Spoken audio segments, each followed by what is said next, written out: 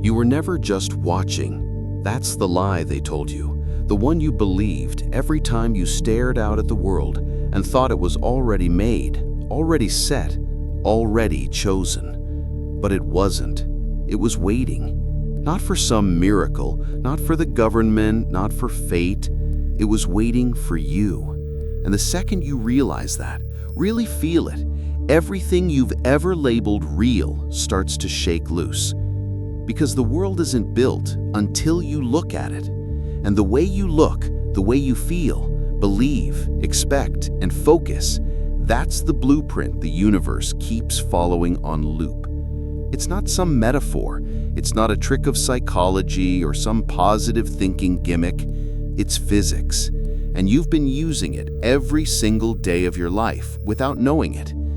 The problem is, most people keep collapsing the same version of reality over and over and calling it truth. They live in reruns, trapped not by fate, but by focus. And you might be doing it too. But once you see it, really see it, you'll never go back. You'll never be able to tell yourself the same story again. Because you'll know that nothing, absolutely nothing, is fixed unless you vote for it with your attention. Not the pain, not the poverty, not the pattern you keep repeating. It's all optional. And that's what scares people more than anything, realizing they're the ones holding the pen. Let's back up. Imagine you walk into a dark room and the second you flick the light on, you assume the furniture was always there. But what if it wasn't? What if your act of flipping the switch built the entire room from scratch? That's what quantum mechanics says is happening every time you observe something. Reality, at its root, is probabilities, infinite versions, infinite outcomes, until you show up and make a choice, consciously or not. That job you lost, that person who left, that version of you that you've been dragging around like a ghost, none of it was locked in. You just kept voting for it with your focus. Not because you wanted it, but because it was familiar, comfortable, known. That's what most people do. They call it being realistic. They wear their past like armor, confuse habit with identity, and call it truth. But it's not truth. It's just repetition. And the second you stop observing it, stop fueling it, stop giving it your energy, it starts to disappear. That's the observer effect. And it doesn't wait for permission. You've probably heard the story, the double slit experiment. You shine light through two slits, and when no one's watching, it acts like a wave, everywhere at once. But the second someone looks, it collapses into a particle, one path, one outcome. And here's the part nobody tells you. Your life is doing the same thing. You're not seeing the future play out. You're selecting it. Every thought, every focus, every emotional spiral, click, click, click, like a quantum camera snapping frames into existence. You keep aiming the lens at your fears, your disappointments, your old story, and surprise, that's what shows up. Not because it was destined, but because you made it real by looking there. And if you can make pain real, you can make power real too. But only if you're willing to look where you've never dared to look before. And that's the thing most people never do. They scan for problems before they even get out of bed. They replay losses before they drink their coffee. They tell themselves the same tired narrative and call it being awake. But they're not awake. They're asleep with their eyes open, collapsing the same timeline again and again, and wondering why nothing ever changes. This isn't mindset. This isn't magic. This is mechanics. So here's the real question. What reality are you making real? What future are you collapsing with your attention? Because you're doing it either way. The only difference is whether you're doing it on purpose or on autopilot. Most people are just repeating the same day over and over, thinking they're stuck. But they're not stuck. They're hypnotized by their own focus, by their own observer effect. You scroll your phone and reinforce the noise. You replay the argument and reinforce the pain. You stare at the bill and reinforce the lack. And you think the world is punishing you. It's not. It's just responding, neutrally, faithfully, every time. That's the most liberating and terrifying part. The world isn't judging you, it's mirroring you. It doesn't ask if your story is true, it only asks if it's consistent. And the more consistently you observe something, the more solid it becomes. You become the expert in your own limitations. You become the scholar of your own suffering. Not because it's noble, but because you didn't know you had another option. Until now. Because now you do. Now you know that attention isn't harmless, it's currency. And most people are going broke spending it on everything they don't want. They invest in fear, in anger, in regret. And then they wonder why their life never expands. But you're not most people. You wouldn't still be here if you were. You're the glitch, the observer who caught a glimpse of something outside the loop. And now the field is listening, not to your words, not to your wants, but to your focus. That's what collapses the wave. That's what creates the form. Not your wish, but your witness. So stop chasing a better life and start observing it. Stop waiting for proof and become the proof. Reality doesn't change when you work harder. It changes when you focus differently. And that shift, subtle, quiet, internal, is more powerful than any struggle you've ever tried. Most people think change has to be loud, dramatic, explosive, but the most powerful shift in the universe is silent. It's where you put your focus next. That's the moment the wave collapses. That's the moment the world rearranges itself around your gaze. But that requires coherence, not wishful thinking, not scattered energy. You can't want peace and focus on chaos. You can't want love and fixate on betrayal. The field isn't fooled by contradiction. It mirrors your most dominant signal. So what are you broadcasting? What story are you locked into? And more importantly, who would you be without it? Because that's the crack in the matrix, not some special effect, not some fantasy. It's the gap between the version of you you've always observed and the one you haven't dared to yet. And that gap, that single, focused, chosen act of observation is where a new world is born. But only if you stay there, only if you keep voting for it with your gaze. Most people peak and retreat. They get inspired, then distracted. They look once and collapse back into the old loop. But not you. You didn't come here for comfort. You came here for truth. And the truth is this. The second you choose a new reality with your full attention, the old one starts to decay. Not overnight, not without resistance, but relentlessly, because the field can't serve two masters. It can only follow your eyes. And here's the wild part. You don't need anyone's permission to do this. Not your past, not your parents, not your pain. You don't have to wait for the world to change so you can.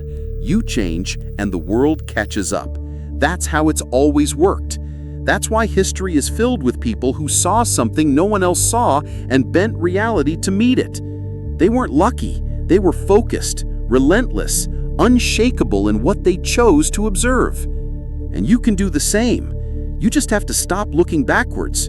You have to stop scanning for what's missing and start anchoring into what's possible. Not someday, not when it's safe, now. That's the only time the wave can collapse into something new. That's the only moment the field responds to.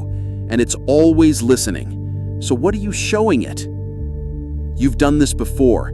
Every time you followed a hunch and it worked. Every time you had a feeling and it proved true. Every time life seemed to bend just slightly, almost invisibly in your favor. That wasn't luck. That was observation. That was you, however briefly, syncing up with a version of reality that hadn't fully formed yet and making it real. And now, you're being asked to do it on purpose, not just once, not just when it's convenient, but as a way of life, as the new default. Because the moment you master your focus, you master your future. And every pattern you've ever felt trapped in starts to unravel, not by force, but by inattention. Because the only thing keeping it alive was your gaze. So start today. Start now. Not with a massive leap, but with a microscopic shift in where you look next. That's all it takes. One act of focused observation, one refusal to collapse the old timeline, one decision to stare down a possibility until it has no choice but to become real. Most people won't do this. They'll scroll away, numb out, blame the world. But if you're still here, it's because part of you remembers what it feels like to see clearly, to collapse something better, to become the kind of observer who doesn't just watch the world, but builds it. It's wild, isn't it? How easily we forget that we're the ones doing the watching, that our attention isn't just a flashlight, it's a lever. And with every second you're awake, you're either using that lever to build a new world or to reinforce the one that's breaking you. Not because you're broken, but because no one ever told you the truth, that your gaze is not innocent, that your focus is not casual, that what you choose to look at over and over again is exactly what takes shape around you. We weren't taught this. We were taught to measure, to predict, to react, but never to observe on purpose, never to choose what we want to make real. And so we live in loops, not because reality is stubborn, but because our perception is lazy, because our focus is addicted to the familiar, even if it hurts, even if it kills us slowly. And somewhere deep inside, you already know this. You felt the tug, the knowing that your life isn't just reacting to what's out there, it's echoing what's inside. That the real game was never about changing the world, it was about changing where you look. Because wherever you look long enough, reality follows. But here's where most people get stuck. They think observation is just noticing, that it's passive, that it doesn't cost anything. But observation is a decision. It's an act of creation. And you make that decision every single time you open your eyes, your ears, your mouth. When you choose to focus on pain, pain becomes real. When you focus on lack, it becomes law. When you focus on failure, your body believes it's permanent. And when you focus on something greater, even if it hasn't happened yet, the field listens. The universe starts to organize around it. Not instantly, but inevitably. Because your attention isn't a flashlight, it's a blueprint, a signal, a vote. The only question is what you're voting for.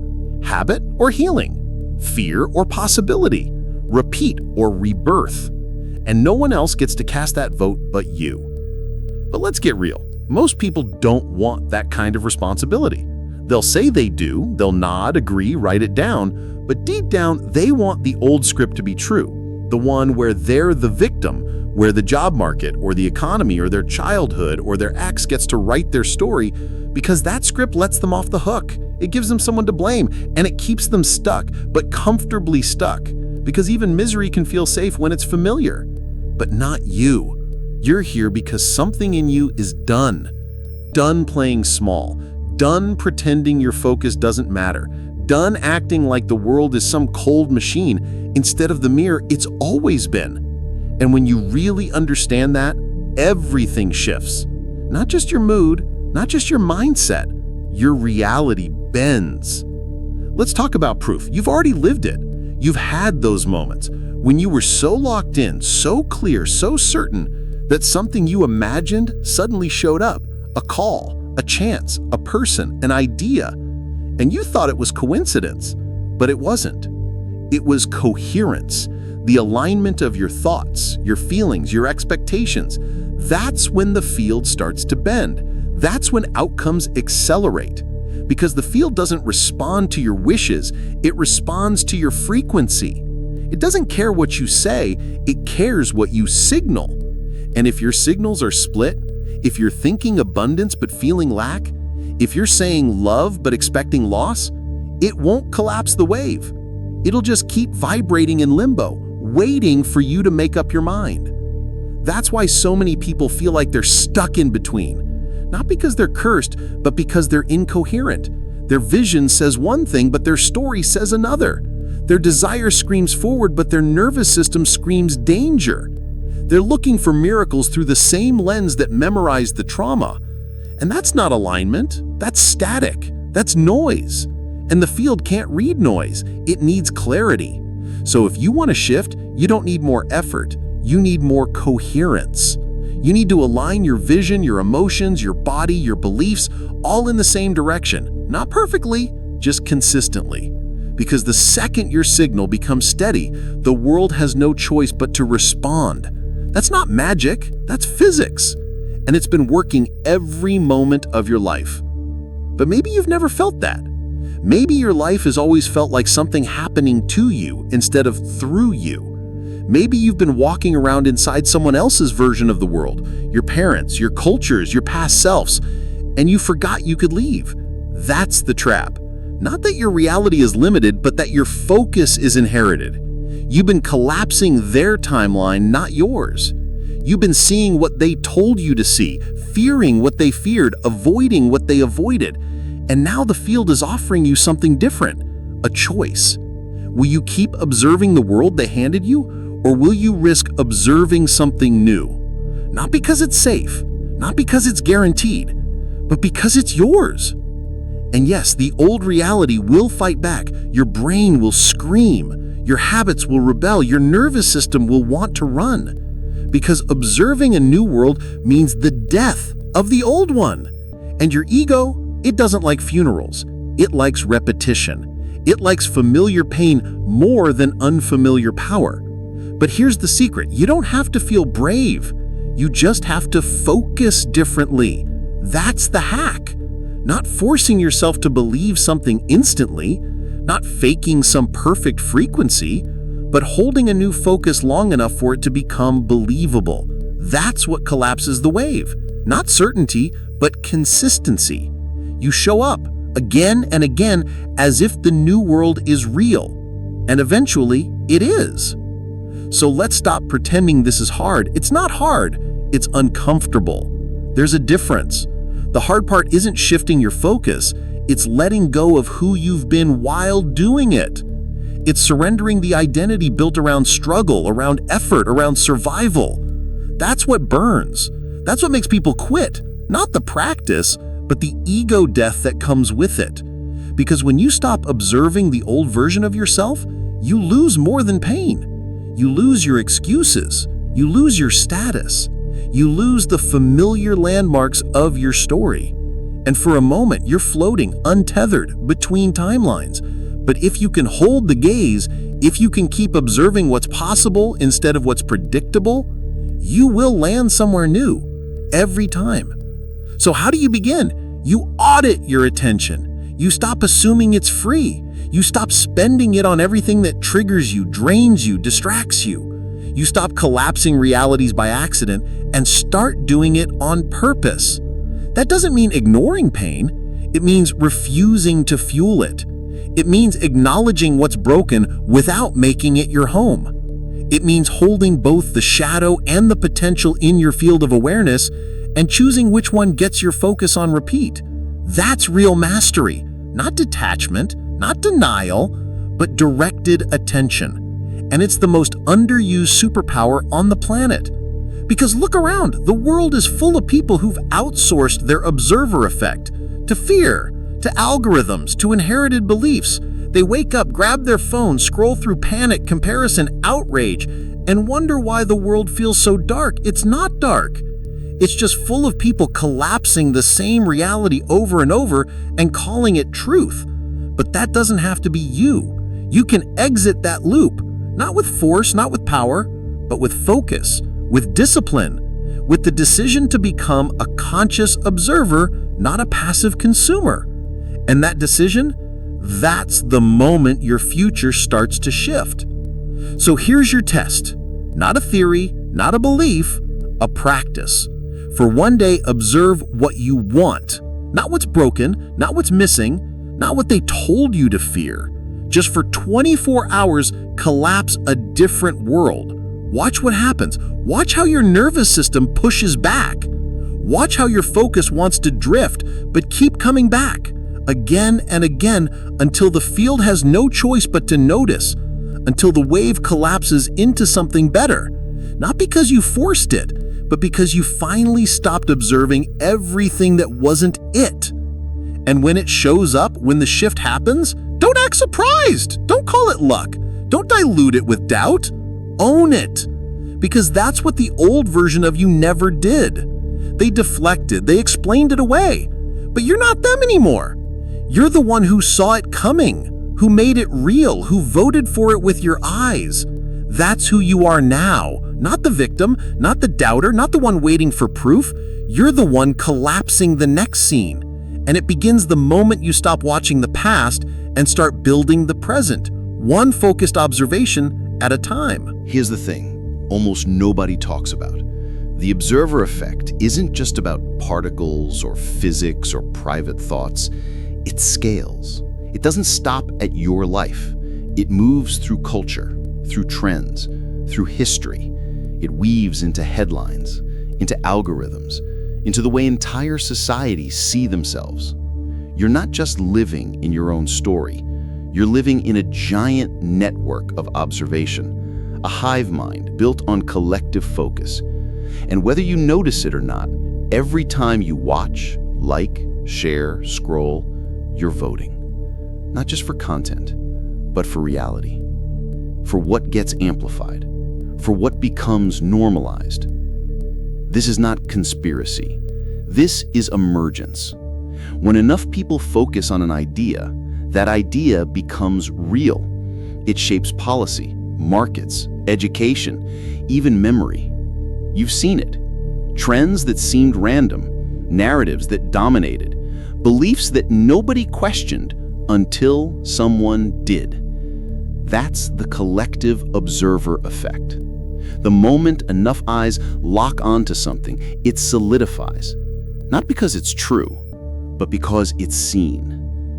And once something is seen long enough, it becomes the truth for an entire generation. That's why this matters. Because the most dangerous beliefs are the ones we never examine. The assumptions we collapse into reality by default, like scarcity, like division, like fear. These aren't universal truths, they're programs, focused into form by billions of unconscious observers. Every time you say, "That's just how the world works," you help the world work that way. Not because you're malicious, but because you're not paying attention to your attention. You think you're just living, but you're programming. You're watching the rerun and wondering why the story never changes. But here's the catch. Every collective shift in human history began with one stubborn observer who refused to see what everyone else saw, who refused to collapse the same tired script, who held a different vision long enough, steady enough, that the world eventually caught up.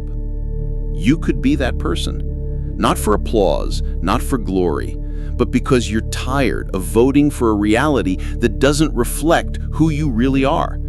And if you're still listening, that already means something. It means you've got enough self-awareness to step out of the loop, to ask the one question that cracks the whole thing open.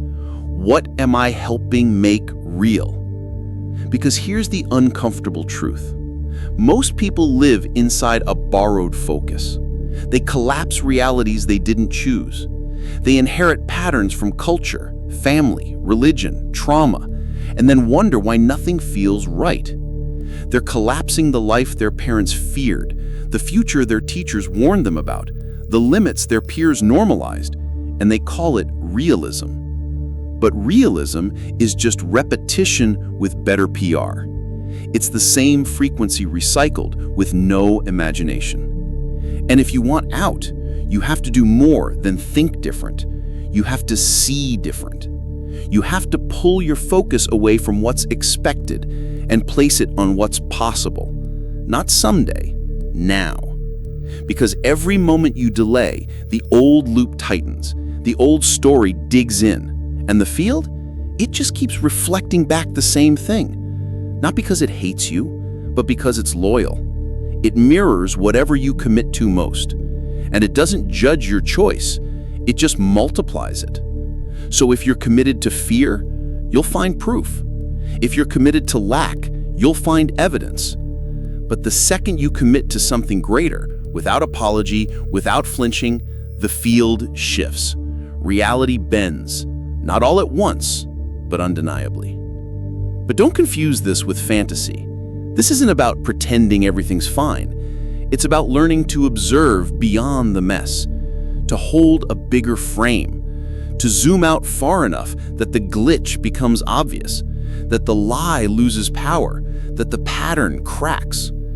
And this takes discipline, not a vibe, not a mood, a practice, every day, every moment, redirecting your focus like it's oxygen. Because it is. Because whatever you keep looking at, you're breathing life into. You're feeding it. You're giving it permission to grow. So ask yourself, what have I been keeping alive just by staring at it? What reality have I been fueling just by refusing to look away? And more importantly, what reality could I begin feeding now? What world could I collapse into existence, not because it's easy, but because I'm done pretending I don't have a say? And you do. You always did. That's what this whole message has been trying to tell you. That you're not just a bystander in the simulation. You're the coder, the observer, the builder of frames.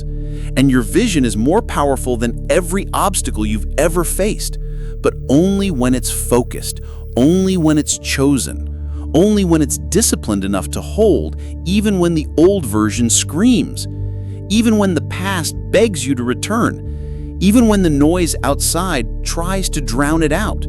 Because when you stop reacting and start observing with intention, the old world loses its grip. The new one begins to crystallize, and you, the quiet creator behind the lens, you finally begin to feel like the real you. Not the one who coped, the one who chose. The one who watched everything break and still had the guts to keep looking forward. So here's what you do. Not tomorrow, not later, now. Pick one moment, one idea, one vision you've buried under fear, and bring it back into focus. Not with desperation, not with panic, just attention, still, consistent, brave, and do it again and again until it starts to breathe, until it starts to shimmer, until the field begins to tilt in your favor. Not because the world changed, but because the observer did. Because you stopped collapsing the same loop. Because you stopped obeying the lie. Because you finally remembered what they hoped you'd forget, that the world becomes what you choose to see. And you finally started looking on purpose. This is not a metaphor. It's not philosophy. It's physics. It's the mechanism that's been running your life the whole time. And now, for the first time, you see it. So use it. Run the experiment. Audit your focus. Break the loop. Test the field. And if it bends, if your reality begins to shift even a little, don't keep it to yourself. Share it. Document it. Tell your story. Not just for you, for the rest of us. Because this isn't just about your world. It's about the world. And it only changes when we change what we're looking at together. If you're still listening, that means you're part of it now. You've crossed the line. You've seen the code. You've caught yourself in the act, and you can never unsee it. So what comes next? That's your call. The field is listening. What will you choose to observe now?